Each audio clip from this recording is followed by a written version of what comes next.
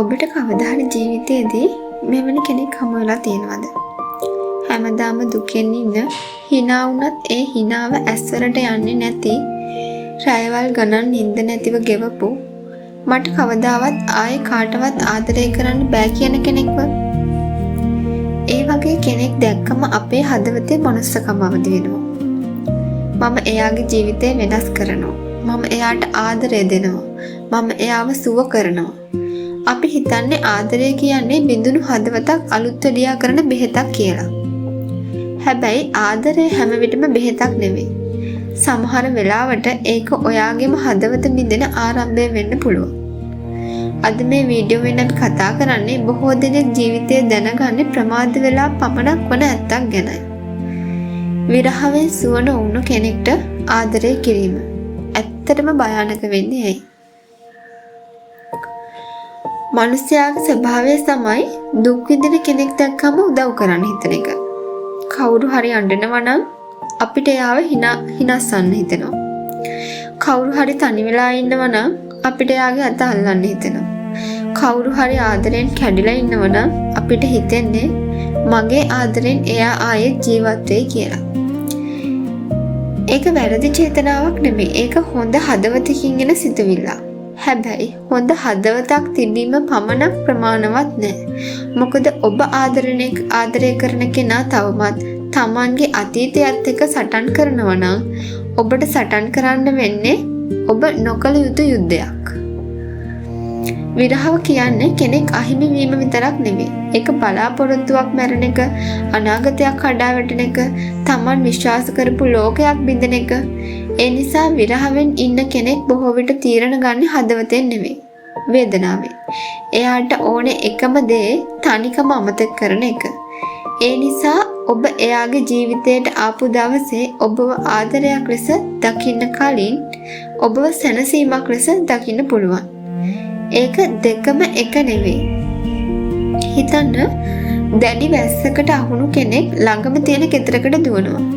වැස්ස නැවතුණාට පස්සේ එයා එතනම ඉන්නවද? නෑ, එයා යනවා. ඒ ගෙදරට ආදරය තිබුණු නිසා නෙවෙයි, වැස්සෙන් බේරෙන්න විතරයි. ඒ වගේම විරහවෙන් ඉන්න කෙනෙක්ට ඔබ සමහර විට රෑ නිින්ද යන්න කලින් කතා කරන කෙනා, අඬන්න ඕන වෙලාවට අහගෙන ඉන්න කෙනා, එකම සැනසීම, එකම බලාපොරොත්තුව. නමුත් ඒ හැමදේම ඔවුන් සුවවන තුරු පමණක් වෙන්න පුළුවන්. ඔබ කාලය දෙනවා, අවධානය දෙනවා, ආදරය දෙනවා, ඉවසීම දෙනවා. සමහර වෙලාවට ඔබේ සිහින පවා කැප කරනවා. ඔබ හිතන්නේ අපි දෙන්න එකට මේකෙන් ගොඩ යමු. නමුත් ඔවුන්ගේ අරමුණ ඔබත් එක්ක ජීවිතය ගත කරන එක නෙවෙන්න පුළුවන්. ඔවුන්ගේ එකම අරමුණ තමන්ගේ වේදනාවෙන් ගොඩ යන එක. ඔවුන් සුව වුණාම ඔබ වෙනුවෙන් ඔවුන්ට තිබුණු අවශ්‍යතාවය අඩු වෙන්න පටන් ගන්නවා. ඔබ මුලදී දැකපු මිනිස්සයා අඬන කෙනෙක්, බය වෙච්ච කෙනෙක්, ඔබව නැති කරගන්න අකමැති කෙනෙක්. නමුත් සුව වුණාට පස්සේ ඒ බය නැති වෙනවා. ඒ අවශ්‍යතාව නැති වෙනවා. එතකොට ඔබේ හැම හොඳ ගුණයක්ම සාමාන්‍ය දෙයක් වෙනවා. කලින් ඔබේ පණිවිඩයක් එයාට සතුටක්. නමුත් දැන් ඒක කරදරයක්. කලින් ඔබේ අවධානය ආදරයක්. දැන් ඒක පීඩනයක්. ඔබ වෙනස් වෙලා නෙවෙයි, ඔවුන්ගේ අවශ්‍යතාව වෙනස් වෙලා. තට්ටු කැඩුණු කුරුල්ලෙක් බිම ඉන්නවා. ඔබ එයාව අරගෙන බලා ගන්නවා. කෑම දෙනවා, රැක බලා ගන්නවා. දවසින් දවස එයා ශක්තිමත් වෙනවා. ඔබ හිතනවා දැන් මේ කුරුල්ල හැමදාම මාත් එක්ක ඉඳීවි කියලා. නමුත් තට්ටු සුව වුණු පළවෙනි දවසම ඒ කුරුල්ලා පියාඹලා යනවා. ඔබට තරහ වෙන්න බෑ. මොකද කුරුල්ලෙක්ගේ ස්වභාවය පියාඹන එක.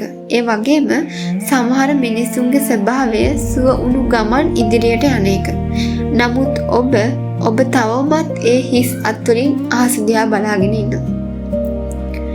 මේ ලෝකේ ලොකුම වැරද්දක් තමයි අපි කෙනෙක්ව බේරගන්න යද්දී අපිම ගිලින එක. ඔබ කාගේවත් වෛද්‍යවරයෙක් නෙවෙයි.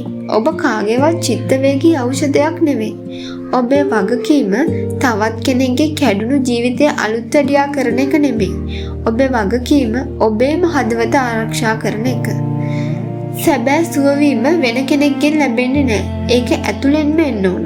තනියම කාලයක් ගත කිරීම, භාවනා කිරීම, දිනපොතක් ලිවීම, Tamanගේ හැඟීම පිළිගැනීම, අඬන්න ඕන නම් අඬන එක, Tamanටම සමාව දෙන එක, මේ හැමදේම කරලා Tamanම සුව වුණු කෙනෙක් ඊළඟ ආදරයට එන්නේ හිස්කම පුරවන්න නෙමෙයි. ආදරේ බෙදා ගන්න. ඒ තමයි සෞඛ්‍ය සම්පන්න සම්බන්ධතාවයක් කියන්නේ. කෙනෙක් ඔබට ආදරය කරනවා කියලා පේන හැම වෙලාවකම එයා සූදානම් කියලා අදහස් වෙන්නේ නැහැ. සමහර අය ඔබට ආදරය කරන්නේ ඔබ නිසා නෙවෙයි. ඔවුන්ට තනිකම දරා ගන්න බැරි නිසා. ඒ වෙනස තේරුම් ගන්න. මොකද ඔබ කාගේවත් తాවකාලික නවාතනක් වෙන්න ඉපදුනේ නැහැ. ඔබ කාගේවත් කැඩුණු හදවත අලවන කුලී වැඩකාරයෙක් නෙමෙයි. ඔබට සම්පූර්ණ ආදරයක් ලැබිය යුතුයි.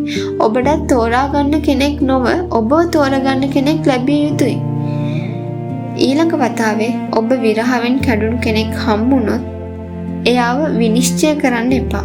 එයාට අනුකම්පා කරන්නත් එපා. නමුත් ඔබේ හදවත ඔහුගේ සුව කිරීමේ වගකීම් බාර ගන්නත් එපා. මොකද සැබෑ ආදරය කියන්නේ කෙනෙකු ගලවා ගැනීම නෙමෙයි. දෙදෙනාම සම්පූර්ණ හදවත් දෙකක් අරගෙන එකිනෙකාගේ ජීවිතය ලස්සන කරන ගමනක්. එහෙනම් අපි නැවතත් තවත් වටිනා කතාවකින් හමු වෙමු. ස්තුතියි.